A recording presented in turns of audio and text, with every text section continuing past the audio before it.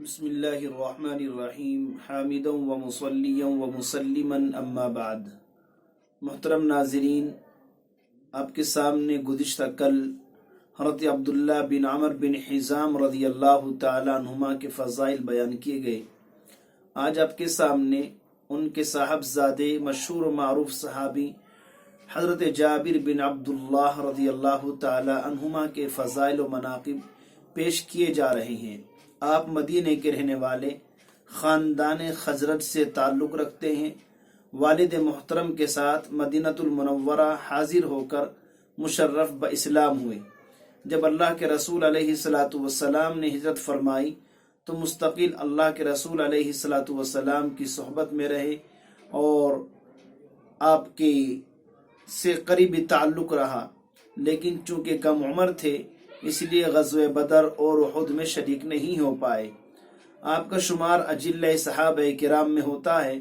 اپنے علم و فضل کی وجہ سے آپ اکابر صحابہ کی فہرست میں آپ کا نام نمایاں ہے، لیکن چونکہ کم عمر تھے اور والد محترم غزوہ بدر غزوہ احد میں شریک ہوئے تو اس لیے حضرت جابر رضی اللہ تعالی عنہ کو غزوہ بدر اور احد میں شریک ہونے کا موقع نہ مل سکا۔ البتہ والد محترم کی غزوہ احد میں شہادت کے بعد انہوں نے تمام غزوات میں شرکت فرمائی ہے۔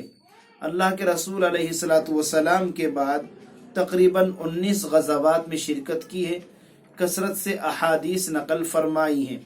اپنے والد کے اکلوتے بیٹے، 9 بھائیوں کے 9 بہنوں کے اکیلے بھائی تھے، بڑی ذمہ داریاں تھیں۔ والد محترم کی جب شہادت ہوئی تو ان کے اوپر کافی قرضہ تھا، اس لیے اللہ کے رسول صلی اللہ تعالی علیہ وسلم بھی حضرت جابر رضی اللہ تعالیٰ عنہ کے ساتھ بڑی شفقت و محبت کا اور داد و دہش کا معاملہ فرمایا کرتے تھے۔ حضرت جابر رضی اللہ تعالیٰ عنہ نے جب نکاح فرمایا اور اللہ کے رسول کو علم ہوا تو اللہ کے رسول صلی اللہ تعالی علیہ وسلم نے سوال کیا کہ جابر، تم نے جس لڑکی سے نکاح کیا ہے وہ کنواری ہے یا مطلقہ یا بیوہ ہے؟ حضرت جابر رضی اللہ تعالی عنہ نے اپنی اس نوجوانی اور نوعمری کے باوجود جو جواب دیا، یقیناً وہ بہت سمجھداری کا جواب تھا۔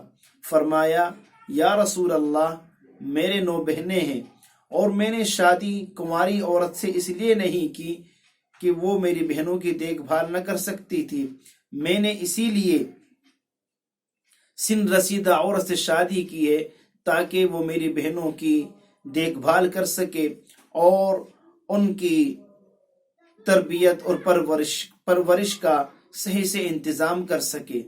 والد محترم کے قرضے کی وجہ سے آپ صلی اللہ تعالی علیہ وسلم کا معاملہ ان کے ساتھ یہ تھا کہ ایک مرتبہ اللہ کے رسول علیہ الصلاۃ والسلام سفر سے واپس آ رہے ہیں، واپسی ہی میں اللہ کے رسول نے اونٹ خریدا۔ حضرت جابر رضی اللہ تعالیٰ جب اونٹ سے اترنے لگے تو آپ علیہ الصلاۃ والسلام نے اونٹ سے اترنے سے منع فرما دیا۔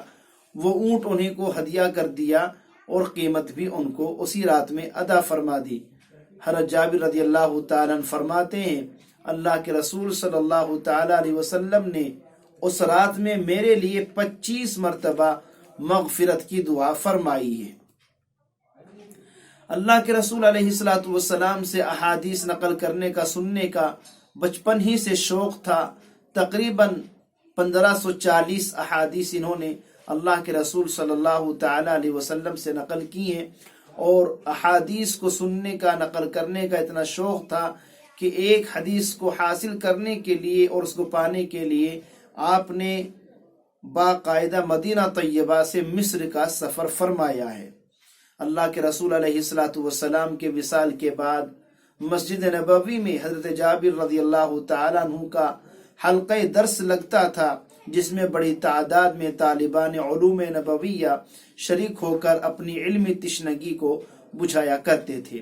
آپ نے طویل عمر پائی اور سن 78 ہجری میں آپ کا وصال ہوا، اور آپ کا شمار ان صحابہ کرام میں ہے جو مدینہ طیبہ حاضر ہو کر مشرف باسلام ہوئے ہیں۔ سب سے آخر میں وفات پانے والے صحابی ان میں آپ ہی ہیں۔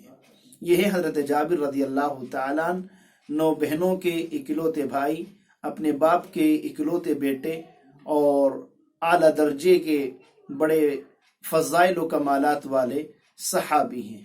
اللہ تبارک و تعالی ہم سبھی کو صحابہ کا مقام اور مرتبہ پہچاننے کی سعادت نصیب فرمائے۔ آمین۔ وما علینا الا البلاغ المبین۔